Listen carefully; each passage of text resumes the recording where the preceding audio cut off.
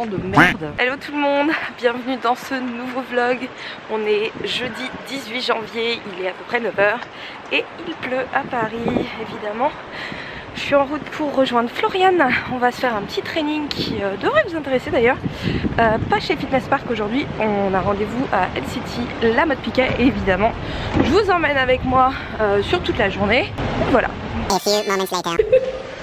Donc me voici à LCT, la mode Piquet Grenelle avec Flo Fit & Coach, qui est un peu une Wonder Woman tout de même. Vous la connaissez, on a fait de l'haltéro et du crossfit la dernière fois ensemble. Il faut que j'arrête de dire crossfit quand même.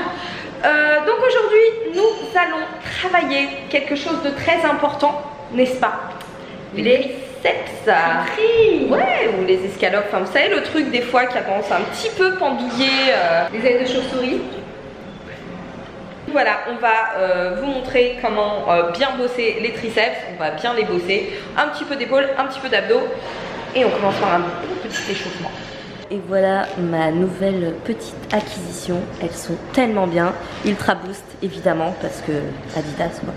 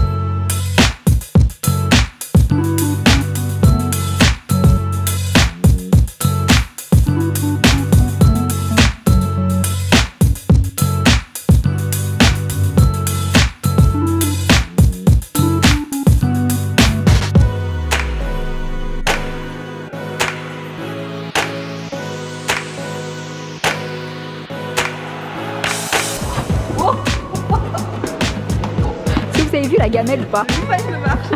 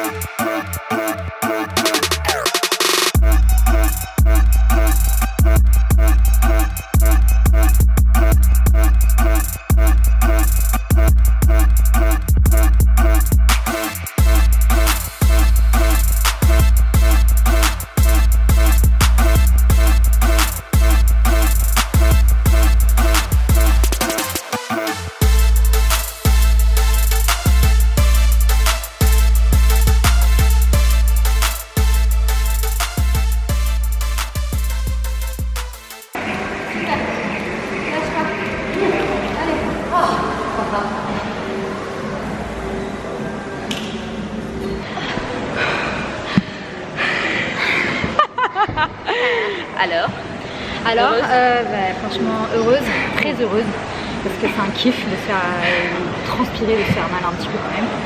Mais je suis KO. C'est un kiff de se faire mal. C'est vraiment un kiff. Non, ça fait du bien. Découverte d'un nouveau resto vegan. Vous savez que maintenant je m'étais mis en tête de trouver tous les bons petits restos VG vegan de Paris. donc là j'en profite, il y en a un qui est à 5 minutes à pied du club. Alors je suis à la brasserie Lola, rue du Théâtre à Paris, dans le 15e, pas très loin de chez Estan d'ailleurs. Et je vais tester un petit peu ce qu'ils ont. Je suis un peu déçue par la carte, très honnêtement, c'était pas foufou. Ça fait très bistrot parisien. J'ai pris le truc le moins possible, parce qu'il y avait surtout des burgers et des croque-monsieur. Mais on va voir ce que ça donne. Ça, c'est une petite soupe thaï au lait de coco. Vous voyez voir ça, il y a des champignons, de la tomate, de la coriandre ou du persil, je suis pas sûre.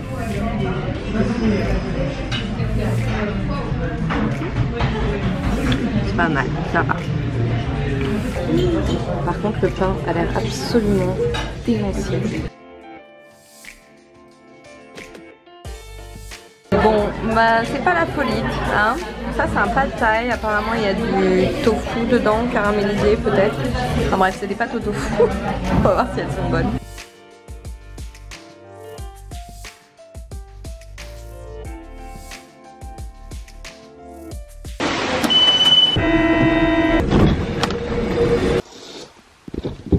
Bon, et ben franchement, grosse déception, la brasserie Lola, c'est cher. J'en ai eu pour 22,50 €, donc pour une petite soupe thaï coco et le pad thaï que vous avez vu. Donc en gros pour une crème de coco avec 3 champignons et une tomate et pour une assiette de pâtes. Clairement c'est pas très compliqué de s'autoproclamer vegan quand on propose des pâtes et de la soupe aux légumes, n'est-ce pas? Bon après oui, bon, je suis un petit peu dure parce qu'ils ont des burgers, des croque-monsieur et tout, mais en tout cas c'est certainement pas un endroit où on peut trouver des choses vraiment satisfaisantes, healthy, diète. Donc Yaya, encore une fois, vaut vachement plus le coup. Donc moi ce soir je vais me faire évidemment un bon gros Buddha bowl avec plein de légumes parce que je suis en manque de légumes, et surtout dans ma petite cuisine que j'ai un petit peu réaménagée. Donc je vais vous montrer ça. Vous avez dû me voir hier à transporter mon four là à Montmartre, c'était un peu chaud. Donc voici déjà, bon vous m'avez déjà vu à l'œuvre dans cette petite cuisine, mais c'est là que je fais toutes mes petites recettes. Donc j'ai rajouté une petite étagère avec mes ingrédients favoris, hein. Vous retrouvez les chips de coco, les fameux cubes de noix de coco, tous mes petits toppings, fruits, légumes. Là j'ai 2 caisses pareilles pleines d'ingrédients que j'utilise énormément et que je vais utiliser ce soir. On a ici donc ma nouvelle acquisition, un four, puisque je compte bien faire des petites choses au four, notamment des petites pâtisseries. Là-haut, alors en fait j'ai pas beaucoup de place mais j'ai énormément d'ingrédients. Et surtout beaucoup d'épices. Donc là j'ai rajouté une petite étagère avec les épices que j'utilise le plus. Mes petits compléments, notamment vitamine D, vitamine B12. Les petits probiotiques que vous voyez par ici. Et évidemment ma fameuse machine à café. Donc vous voyez, c'est pas très grand. Après j'ai optimisé l'espace au maximum. Et c'est là que je fais toutes mes petites recettes. 16 ans, on va être confronté au risque du diabète de 16 ans à 80 ans. Vous imaginez les dégâts que ça va donner? On n'est pas du tout préparé à ça. Le problème de bosser sur des choses appétissantes comme ça, c'est que ça file clairement la dalle. Donc en même temps, je vais un petit goûter. Et aujourd'hui, je vais me faire un petit goûter. Parce que mes pâtes sont pas forcément nourries. Donc par contre, ça va être pas mal, hein. Donc, petit latte, évidemment. Et on va faire un truc. Comme c'était pas super clean quand même ce que j'ai mangé ce midi. Voilà, donc ça c'est du pomelo chinois. Il faut bien l'éplucher, c'est un petit peu chiant. Mais par contre, c'est ultra bon. C'est beaucoup plus doux que du pamplemousse classique. Et là c'est la saison, donc parfait pour un petit goûter super macro-friendly. Bon, il est bientôt 19 h, je vais pas tarder à aller à la salle parce que j'ai un coaching qui m'attend. Et après il faut que je bosse avec ce truc là qui est super chouette. Alors ça c'est un tube pour des cours de XCO. XCO c'est le cours virtuel que je donne pour Basic Fit. On a un tournage là dans 2 semaines, donc il faut que je bosse à fond ma choré. Je vais faire ça après mon coaching. Et si vous connaissez pas, c'est un super cours pour la taille, pour le centre du corps, pour le cardio, et en plus c'est vachement sympa. Et on est en gainage permanent, c'est du gainage dynamique, donc j'aime beaucoup. Il n'y a pas de crunch. Bref, à tester si vous êtes adhérent de Basic Fit. En plus des Basic Fit maintenant il y en a juste partout en France. Moi pour le moment là je vais chez Fitness Park évidemment. Et je voulais en profiter très rapidement pour vous montrer mes indispensables d'entraînement, mes accessoires d'entraînement dont je peux plus me passer, qui prennent pas mal de place dans mon sac mais qui sont vraiment d'une aide cruciale pour mes entraînements. Et si vous les avez pas, je vous invite évidemment à vous en doter si vous entraînez à la salle. Donc pour commencer, ça, surtout si on s'entraîne dans une salle qui est très fréquentée.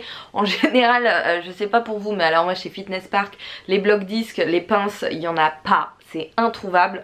Donc notamment pour le hip thrust, pour le deadlift c'est pas forcément indispensable, mais pour le hip thrust, pour le squat, des petits blocs disques, vous les prenez avec vous, faites comme moi, vous mettez, ça date de l'époque où je bossais sur les Champs-Élysées, vous les emmenez avec vous et ça va vous sauver la vie. Et je peux vous dire que j'en ai vu des personnes il n'y a pas si longtemps que ça, j'ai encore vu un mec dont la barre s'est vidée pendant qu'il faisait son squat parce qu'il a re-raqué de travers.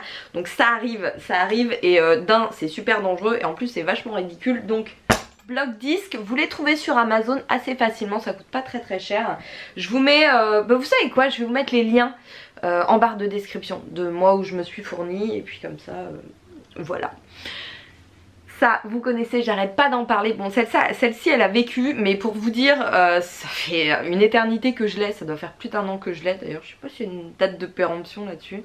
Ouais, je pense pas. Magnésie liquide pour le grip, pour tout ce qui est travail en suspension avec une barre dans les mains, donc deadlift, rowing, c'est indispensable. Ça va vous faire gagner quelques reps en fait parce que vous n'aurez pas les mains qui glissent. Celle-ci en plus, magnésie liquide, elle en met pas partout, donc vous foutez pas de la poussière partout parce qu'il y a même des salles qui interdisent la magnésie. Et au pire, si vous avez le malheur de laisser un petit peu de traces, et ben vous essuyez derrière, ça y a aucun problème. Donc recommandé vivement, notamment voilà si vous travaillez en suspension ou avec n'importe quoi comme barre et que vous avez des problèmes de grippe, plutôt que de mettre des sangles. C'est quand même vachement mieux. Ça pour le body, indispensable aussi, une petite sangle de cheville. Alors moi je n'en ai qu'une, j'en ai pas pris deux et j'alterne, franchement ça fait pas perdre beaucoup de temps. Et prenez une qui soit quand même assez costaud et qui tienne bien, avec un bon scratch, avec 2 anneaux et une mousse à l'intérieur parce que ça peut vite faire mal. Donc ça évidemment pour tout ce qui est extension de hanche à la poulie, indispensable. Ensuite, toujours pour le booty, évidemment vous avez mes petites mini bandes. Alors celle-ci, j'en suis absolument fan. C'est le genre de truc qui s'emmène partout. C'est très bien aussi pour faire des petits circuits comme vous m'en avez vu en faire d'ailleurs dans mes vidéos précédentes. Donc vous avez 4 résistances. Elles sont vachement bien. Donc que ce soit en circuit pour les mouvements fessiers ou pour l'activation des fessiers lorsque vous faites notamment du squat ou du hip thrust, mais aussi en échauffement, donc encore un autre indispensable, surtout si vous avez du mal à utiliser vos muscles fessiers sur les mouvements composés de type squat, ça peut énormément vous aider. Et puis quand vous partez en vacances, vous prenez votre petit sachet de booty band, moi je les appelle comme ça, et vous avez plein de petits exercices que je partage avec vous, que je veux continuer à partager avec vous évidemment, pour bosser sans matériel. Bon alors ça c'est des bandes élastiques beaucoup plus grandes.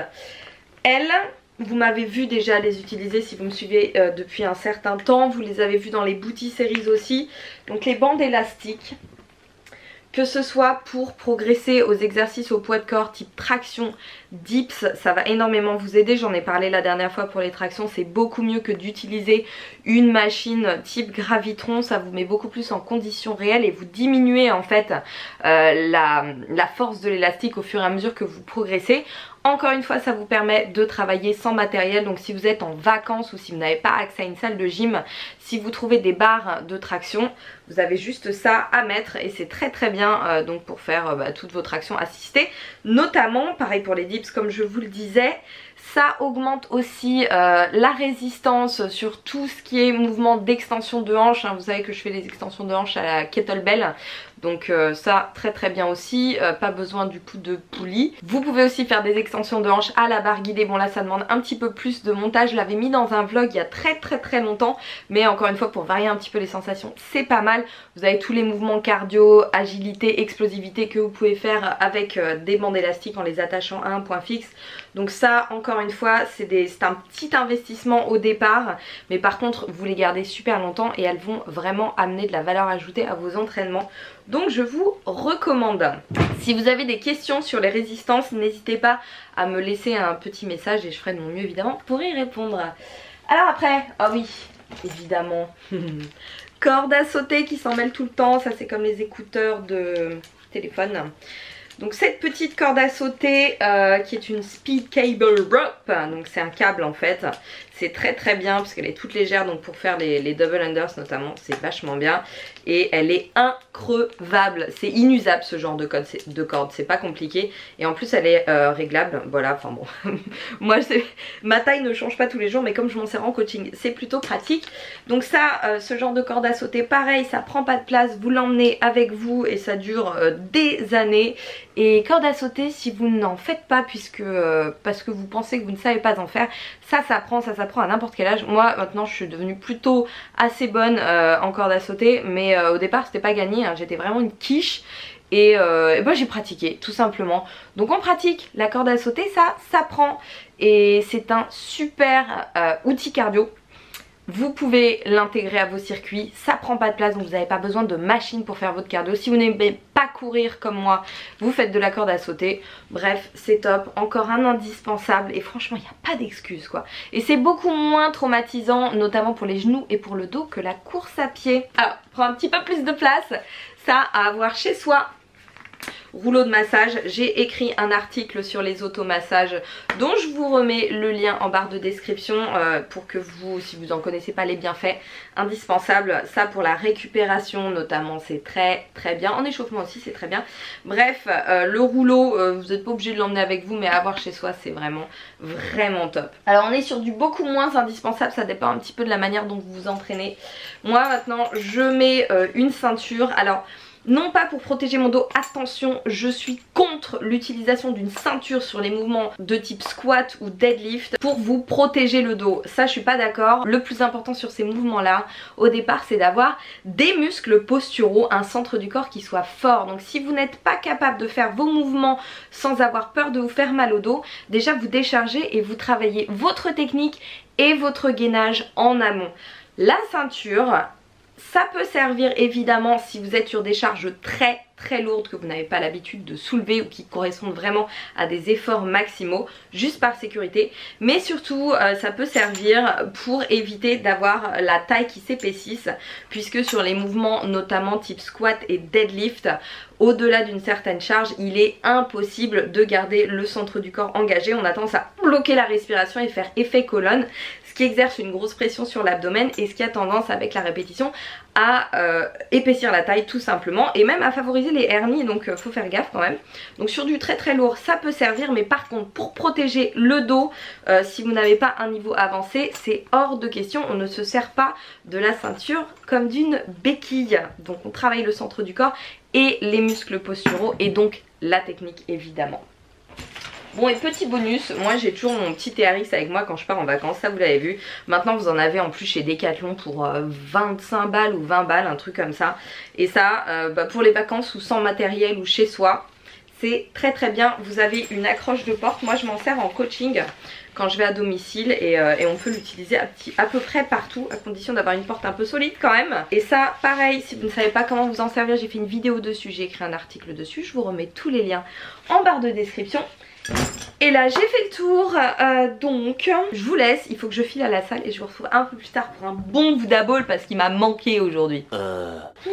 Bon, ça y est, retour à la maison, la journée est officiellement terminée, je vais pouvoir kiffer. Pardon, je dis des conneries parce qu'en fait je kiffe tout le temps, j'adore ce que je fais. Mais là je vais pouvoir manger, donc c'est encore plus de kiff, n'est-ce pas? Je vais me faire, donc comme je vous l'avais dit, un bon Buddha Bowl, mais par contre ça va être en mode Buddha Bowl, pas prise de tête, super simple, avec ce que j'ai dans mon frigo. Donc ça c'est le genre de petit truc, c'est toujours bien d'en avoir avec soi. Ça dépanne et ça sert bien en snack. Je vais me faire un peu de hummus, très bon, j'en mange pas souvent. Et voilà. J'ai des petites patates douces qui sont déjà coupées. Alors en fait je les ai coupées parce que je me suis servi du centre pour faire ma recette de toast de patates douces, que vous retrouverez évidemment dans mon premier ebook de recettes qui va bientôt sortir. Et voilà, c'est cool, je vais les faire cuire très rapidement au micro. micro-ondes comme d'hab. Quoi d'autre? Ma sauce fajitas pour accompagner mes haricots rouges, puisque aujourd'hui la source de protéines là ce soir ce sera des haricots rouges. Et en verdure, attendez, il me faut mes deux mains. Donc voilà pour ce soir, 300 g de patates douces que je vais faire cuire au micro-ondes. Vous connaissez la méthode maintenant, avec ces petites épices là. J'aime bien mettre beaucoup d'épices, hein, vous savez. Elles sont vraiment top. Vous avez les équivalents chez Bulk Powders, parce que celles-ci on les trouve pas en France. Mes petites crudités, mon hummus comme je vous l'ai dit. Oh, le cumin, ça va être pour les haricots rouges. Je pense que je vais m'en faire 200 g avec la sauce fajitas. Beaucoup de laitue. Et pour la laitue, je vais me faire une petite vinaigrette toute simple à base de moutarde au miel, sauce soja, vinaigre balsamique. Et attention, c'est là que la magie va opérer. Et voilà, bon, présentation pas prise de tête ce soir, mais je vous l'ai dit, j'allais faire ça vite fait. Donc, on a... très très bon. Les patates douces, le hummus, les petites crudités, les haricots dans lesquels j'ai rajouté des oignons avec la sauce fajitas. Le vert là, c'est de la coriandre, de la laitue et pas mal d'épices. Et voilà. Et voilà pour ce petit vlog, je vais vous laisser là pour cette vidéo évidemment. Je vous retrouve très bientôt pour une nouvelle vidéo qui sera une nouvelle journée dans mon assiette complète. D'ailleurs je pense que je vous mettrai, en plus des recettes que je fais habituellement, enfin des nouvelles recettes, mais la manière dont je vous montre les recettes habituellement, les macros, ça fait longtemps que je ne l'ai pas fait, donc vous verrez toutes les calories pour la journée complète, les repas, etc. Et j'espère que mon petit training de ce matin vous aura donné quelques idées pour travailler vos triceps et vos épaules. Si vous faites la séance, évidemment, laissez-moi un petit commentaire pour me donner vos impressions.